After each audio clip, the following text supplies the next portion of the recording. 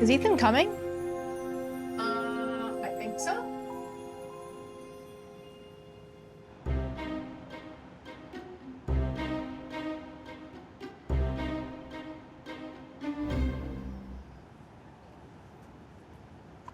Ethan and I said we'd meet at 4 at the hotel here. He just texted me and said, I'll be there at 5 p.m. So. Do you know why he's running late? It's Ethan Plath. I see that some things have not changed.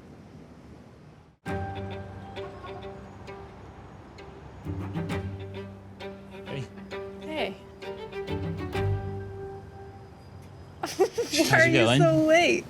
I had stuff to do. Yeah? Yep. Okay. 2 hours late. Okay. Sorry for being late. I'm late today. Because today's the last day that I'm in Cairo, and I had rented a bunch of equipment at my dad's house and cut down trees. I just had to finish what I was doing before I could stop, because by the time I got back from talking to her, it'd be dark.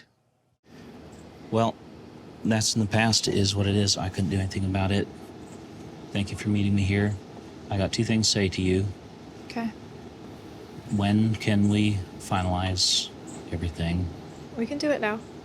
Do you have everything to do it now? You asked me in a text about our original papers. Those are gone.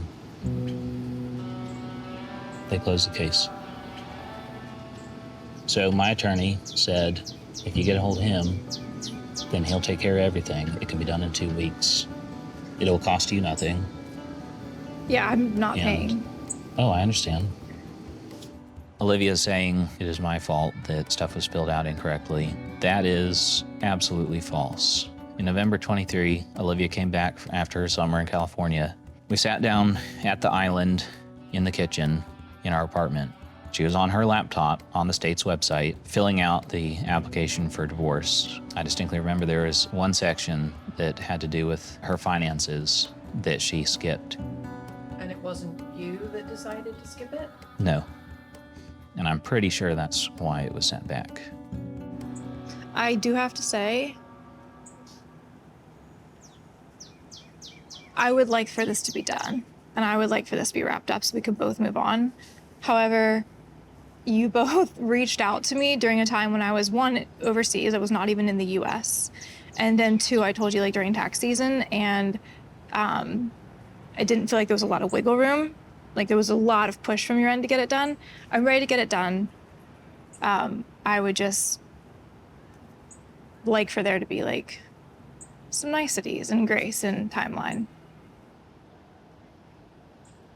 That's fine with me.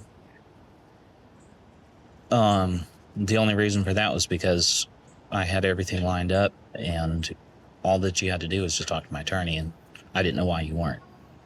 Yeah, well, I was overseas when you guys were trying to contact me originally. Look, I am not arguing with you over the details of the divorce. All I'm saying is I have everything lined up. Let's do it and move on.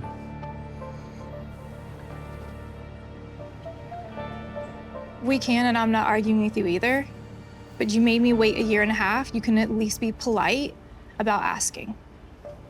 I asked you politely in every way. I am not apologizing for any of that. As soon as I saw Ethan, I knew he was not in a good mood. I guess I was hoping this time would be different. At least just being, like, polite, and I should know by now not to walk into it with expectations. The only other thing that I want to ask you is, will you please stop slandering and disrespecting my family in public for things, whether you perceive them to be true or not? Would you please stop? No, Why? it's not slander. No, it is slander. Me talking about my life and my experiences is not slander. Anyone can say they experienced anything, but if it's factually not true, it is slander. Olivia seems to be coming closer and closer to what Veronica is, and that's a sad reality. I thought Olivia was more tactful. I thought, she wouldn't just outright lie about things like Veronica. I see them both the same now. They're both liars. It's infuriating to me because what she walked into, she claims it's awful. Some of it may have been unpleasant, but it is not nearly as bad as she makes it out to be. And it's also 100% true that the majority of the problems that she wants to talk about today of her experience, she also created. You've done nothing but separate me from my family, slander my family. Friends and family have let me know occasionally here and there, like when she's been on a podcast or when she's posted something and what she said. So like there's a lot of things, just like with Veronica, that she read into, that she created, that she made bigger than they ever were. And my parents are like, what the hell's going on here? My siblings. And then after you made a situation 10 times worse, then you want to step back and say, look at all that I went through. It's a double standard. It's a victim mentality that pisses me the hell off. You wouldn't like it if I was doing it to your family. All I'm saying, please, from this day forward, leave my family out of it. I can't control what you do, what you don't do.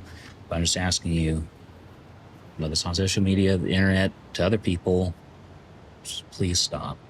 Leave my family out of it. I can't do that because your family is a decade worth of experiences in my life that were hard, that made me the person that I am.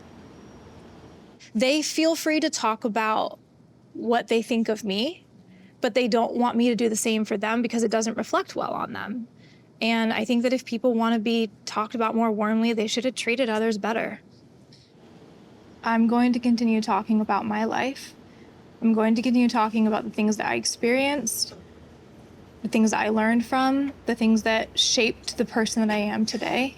And I'm not asking you to not do that. I'm just saying, can you not do it in a slanderous way? Is telling the truth slandering people? Me and my family have not spoken out on social media, the internet, whatever, about anything that Veronica or Olivia have been saying. For one, I think their actions, very low, it's very dirty. It's definitely not following the golden rule. But also, I'm very confident if we did, it would literally start a he said, she said social media war. The only thing I'd say to Olivia, I think at this point, is thank you for the good times that we had.